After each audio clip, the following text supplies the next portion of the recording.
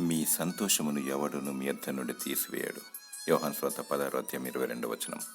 దుఃఖము, బాధ, విచారము కలిగించువాడు, శాంతి సమాధానం నెమ్మది లేకుండా చేయవాడు అపవాది అయిన సాతానుడు. అనేక జీవితాలను, కుటుంబాలను నాశనం చేస్తున్నాడు. దినములు చెడ్డవి గనక మనుషులలో ప్రేమ చల్లారిపోయింది. అమాంతము నిన్ను మృంగివేయాలని చూస్తున్నారు. అధైర్యపడకు. సైన్యములకు అధిపతియగు దేవునికి మొరపెట్టుము. ఏ మనుషుడు నీకు న్యాయం చేయలేడు. ప్రభు పాదాల చెంత గోజాడుము. ఆయన నిన్ను తన కనురెప్పలా కాపాడును. నిన్ను కాపాడువాడు కునుకడు, నిద్రపోడు. నీవు మానక దేవునికి ప్రార్థిస్తే దుష్టశక్తిని లయపరుస్తాడు. నీకు సంతోషం, సమాధానం, నెమ్మదిని, భద్రత, క్షేమమును దయచేస్తాడు.